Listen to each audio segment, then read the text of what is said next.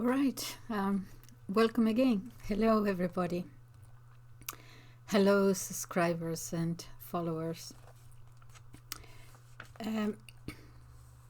My mind went today to try to find out a little bit better about who George Soros is and the Open Society Foundations.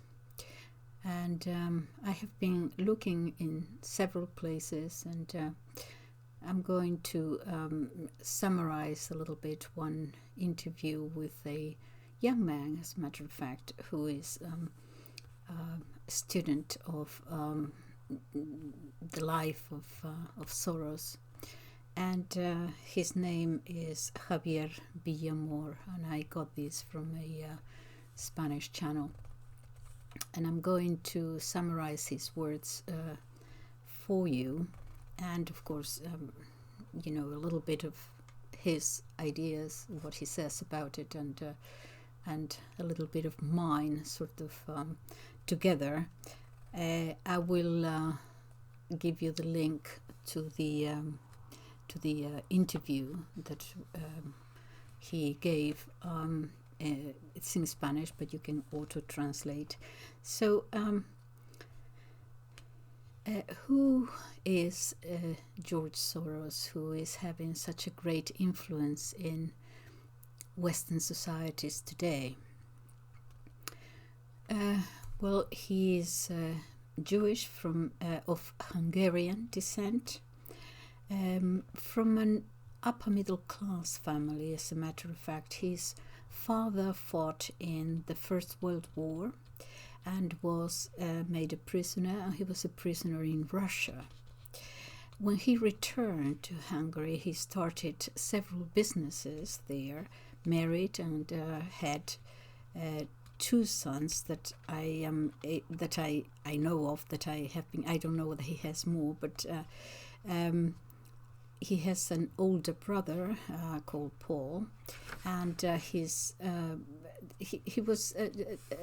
George was in all of his biographies, they depict him as a very clever boy with a very active mind, talented. He lived through the German invasion of Hungary, and he wanted very much and fought against Hungary becoming under the influence of the Soviet Union, as Romania had done, and he collaborated therefore with the Germans. It is known, and he admitted to it, that he collaborated with the Germans, even though the Germans were doing terrible things to his people. But he was already, I think he was 13 when he was doing this. Anyway, he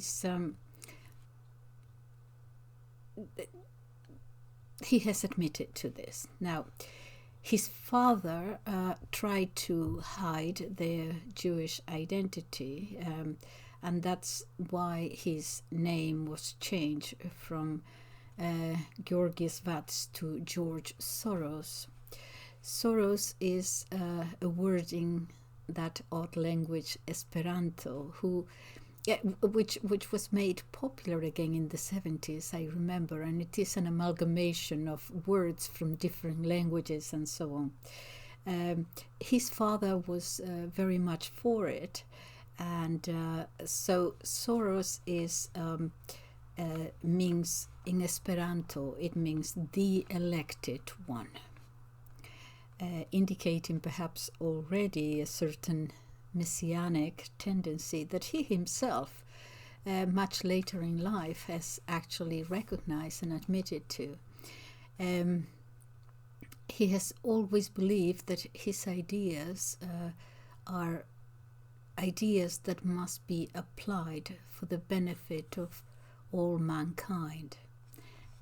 Here in the messianic, a certain messianic aspect to his beliefs. Who influenced him? Well, in this formation of ideas, this concept of saving the world, well, after collaborating with the Germans in the Second World War, he manages to escape from Hungary with the excuse that he is attending an international conference in the Esperanto language, and arrives in London in 1947. He wants to study in the London School of Economics, one of the main, obviously, universities in the capital and in England. We are talking here about London after the Second World War. England is, if compared with other European countries, which were totally destroyed, England is, compared to them in comparison, in pretty good shape, really. So he works in several places, even as a dishwasher, actually, for a while, but manages to be accepted the second time he tried to the London School of Economics. Very much in love with philosophy, he has the opportunity to meet Karl Popper, whom I studied actually in the 70s as a political philosopher. He meets Karl Popper, a philosopher of Austrian origin, who is proposed initially, who is the one who originally proposed this idea of open society. In his book, The Open Society and Its Enemies, that is a book that marked and influenced Soros profoundly. His Open Society Foundations later took its name from that idea and from that book by Karl Popper. And he himself recognizes in one of his biographies, the Michael Kaufman one specifically, another Jewish scholar that had worked with him in Prague before the fall of the Iron Curtain between East and West Europe. He recognizes the importance of Karl Popper, and with the passing of time, Professor Popper actually, when Soros got in touch with him to tell him about his foundations, he did not remember him very much at all. Soros wrote to him in the 1990s after starting the Open Society Foundations, and he wrote to him saying, "Professor, this is what I have founded in your honor." And the professor, as I said, hardly remembered him at all. But in any case, what is the start of his fortune? He, as I said, read philosophy and graduated in 1951. And he starts a series of businesses, and through acquaintances manages to enter into one of these financial companies. That's where he really finds an outlet for his talent, which is business. In other words, to see business opportunities that others do not see. And he starts climbing the ladder, so to speak, until he has the chance to go to America, the United States, in 1956. He works there for very important, successful financial firms, and at the age of 33, he finds himself as one of those, one of the more sought-after personalities in the financial world. He's very good at it. And he's able to see, to smell even, opportunities for transactions hidden to most eyes. In 1973, he founds his own financial firm called Quantum Fund, with headquarters in what is now the Cayman Islands, one of the fiscal paradises currently. And here is where he becomes, let us say, a star, the person of Soros, George Soros, something like a financial wolf, as it were, that will do anything, jump over any obstacle, do whatever it takes to maximize his profits. He's above all a speculator, and nowadays many speculators are just called businessmen, but let us not forget that to speculate means above all to play with the value of things, to chance it, as it were, in order to maximize, in this case, profits. His main act, as it were, what he's best known for, what brings him international attention, is in the year 1992, when he practically kills the English pound sterling, obtains a benefit of $1,000 million. Is that $1 billion? And causes the Bank of England to lose 3,400 million. We're talking here about one person alone, although there are differences of opinion. There are many reports that say that it was not him necessarily, but people around him in his company that were actually the ones that who call his attention anyway to that possibility. It wasn't just himself, but in any case those would be his employees. That is what they were paid to identify possibilities and opportunities. So we can say that it was him, really. But in any case,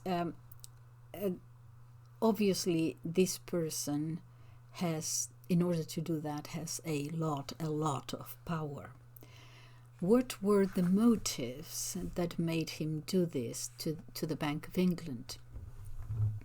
Well, obviously, on the one hand, we have the financial interest, the economic side of it, but also on the other hand, his ideas, the one that make him later create all these foundations of the open society. He needed, as it were, an explosion, so to speak, a specific event that would make people notice and listen to him, a loudspeaker for his ideas. So people started asking, who is this man? Who is this George Soros? Who is this multimillionaire that everyone speaks of and no one really knows anything about? And he starts having contacts with a lot of very important people. He has meetings with presidents. At the time, for example, of Boris Yeltsin in the Russia, is the transition from the Soviet Union to Russia, the reconstruction of Russia after the fall of the Soviet Union. Great opportunities in markets everywhere that he was not going to let get away. With these foundations, again, following Karl Popper, his ideas, what he wants is to create a globalized world, to do away with the nation state, as it were, as we know it today, with nations, culturally nations that are homogeneous, do away with geographical borders, that will allow the free transit of not only of people, but of course of free transit of capital. And within this philosophy of Karl Popper, he believes that traditional societies are closed, they are hermetic. These are the societies that, in his mind, do not evolve, do not develop and progress as he sees it, precisely because of that traditionalism. But, however, it is the open ones in his mind, the so-called progressive ones. These are the ones that can develop and evolve. They are not closed, they are open. Something like that will give them the means to evolve. In this column of traditional, he puts countries, the countries that we all know, the countries that in which we have all been born in. These are to him closed. This is a very, it's not just him. We see it here. I mean, I'm going to bring a point that has nothing to do with him, but perhaps not directly. But it is the same thing that we see in the current Pope. Anything traditional is closed, is hermetic, it doesn't evolve. I'm just wondering how do they think that societies and nations up to now have evolved? I just don't see how they see it in very black and white terms. Anything traditional is closed, is frozen, is just not good. And in the open societies, however, the ones that in his mind are the only ones, these are the only ones that can evolve. That is the future of the world as he sees it. So he places great emphasis in anything supranational, above the nation state. And so he's going to obviously be very much for international, what we call international organizations, now supranational organizations, the United Nations, the World Bank, thousands of supranational organizations. In other words, beyond national organizations are the ones that will make it possible for the world to evolve, a global governance in which there is no chance to perpetuate these closed societies. Okay, so this tradition has to be left aside. He sees the traditionalism as something that keeps people and nations in cages, as it were. And so you have to open these cages. This is the way he sees it. Break cultural attachments, especially, because that provides identification. Break that so that people will be, how it ends up is that people will be confused. They don't know what's happening.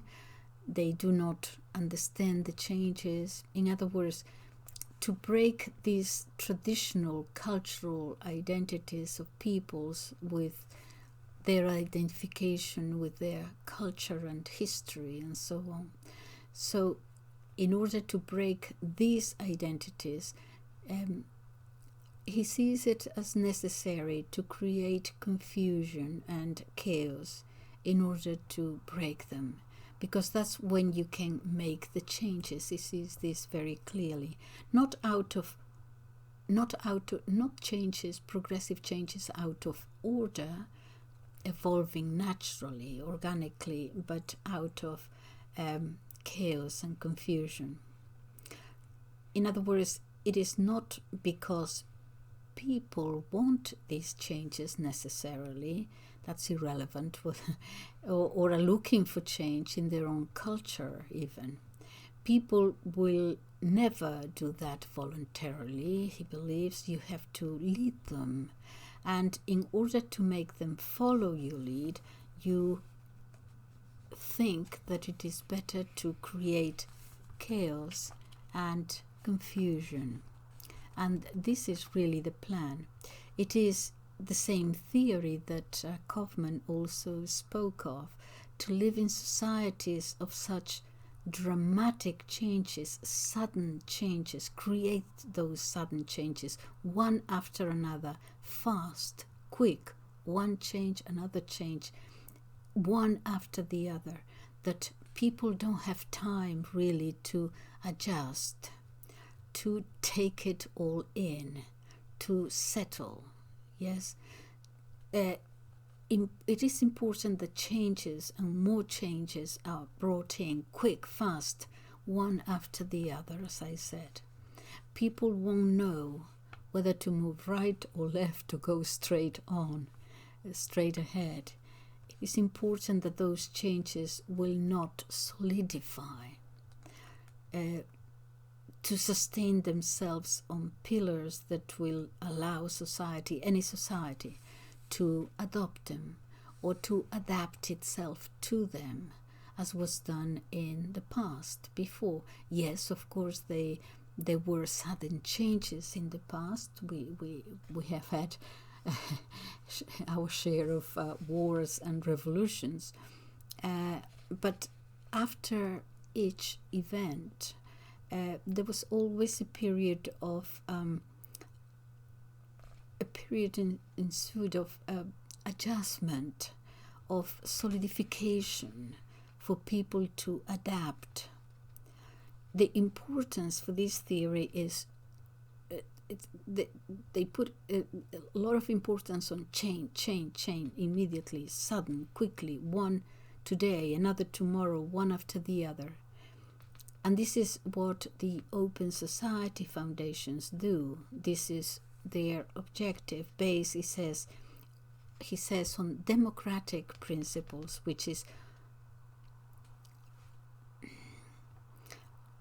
well, democratic, it's almost an insult to call it democratic, but he sees himself as a defender. He sees himself as a defender of democracy, of a global democracy, of a world democracy. Of course, if it is a democracy, the first question comes to mind: who has voted or elected this global democracy? And secondly, if you can call democracy or democratic means what his foundations are, which actually use, in many cases, subversive methods to accomplish their aims. Let us remember that the way his foundations operate is to create and to organize and pay for social movements that in most cases are very conflictive and divisive movements that will create a concrete, specific situation where they can, these foundations, he can, after all said and done, obtain a benefit at the end. He is, after all, speculator. Chaos, create a chaos that will lead to a benefit at the end. Social conflict to gain an objective, an interest, a goal at the end, economic and political.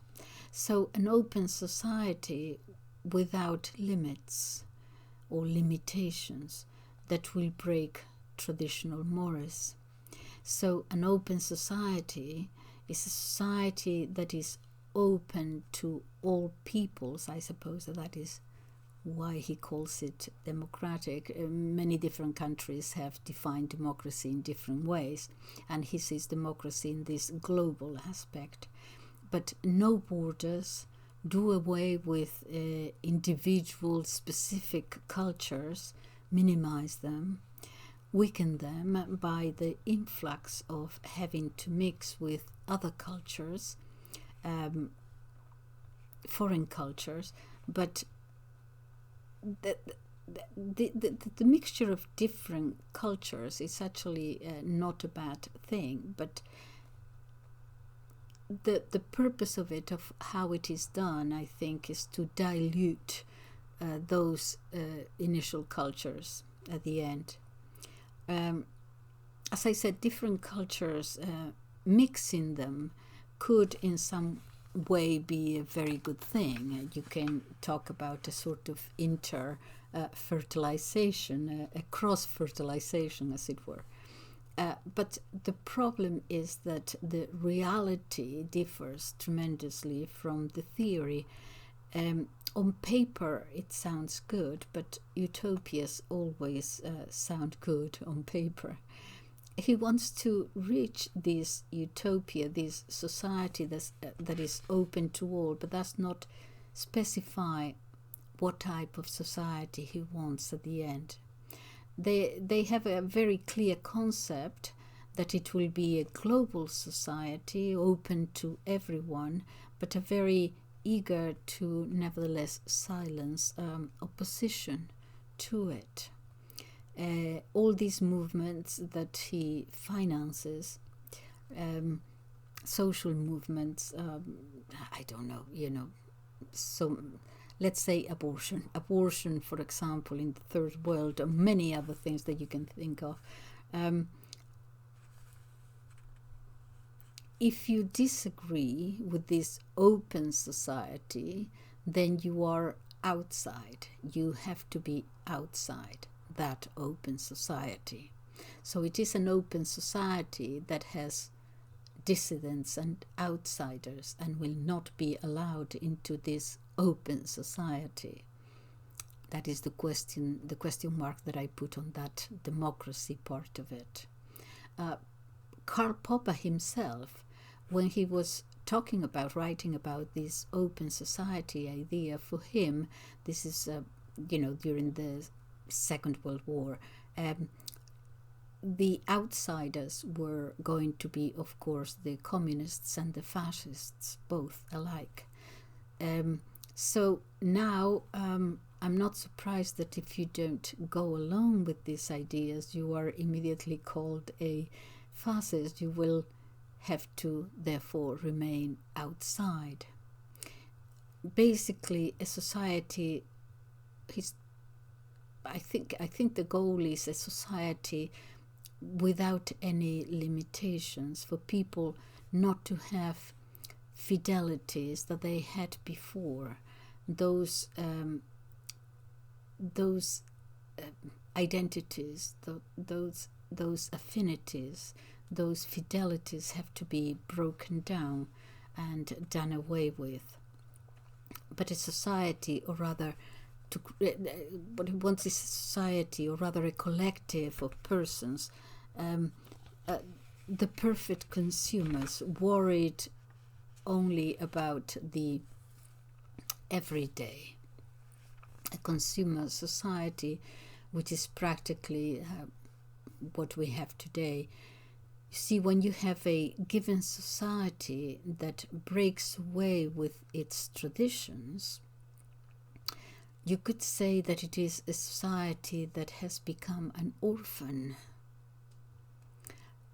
Think of an orphan, a small child, no parents, no knowing where you come from, where you were from, basically not knowing who you are. If you do away with all that history and that tradition and that culture, you don't know who you are. And then, as an orphan child, you are willing to accept whatever you're offered in order to obtain a little bit of love, as it were. In other words, speaking not of an orphan child, but of an orphan society, you're willing to accept whatever it is offered, whatever is put in front of you, in order to obtain some kind of, since you are confused and looking, in order to gain some kind of meaning, some kind of stability. You have a society alienated from itself. So we come back here, back to the beginning, to that messianic complex, almost that messianic stand that wants him to be above, or let's say to lead the world.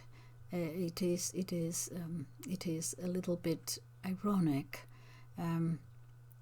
He sees himself as a kind of messiah, leading the world where? Leading the world to what? My thought here is that when When we speak of the Messiah, of course, indeed, we immediately think of Jesus Christ, for Christians, the Son of God. Of course, Jesus was not accepted by the great majority of his own people. They just did not believe that he was the Messiah, so often announced and called for by the holy prophets. Just a few believed him to be, and so they passed their belief on to the Gentiles, the outsiders. But that Messiah allowed himself to be crucified so that mankind be saved. What I'm saying is that Jesus allowed himself to be crucified in a most painful and brutal death as a sacrifice to God for all mankind. And I think if anyone else purports to be a Messiah, he do the same.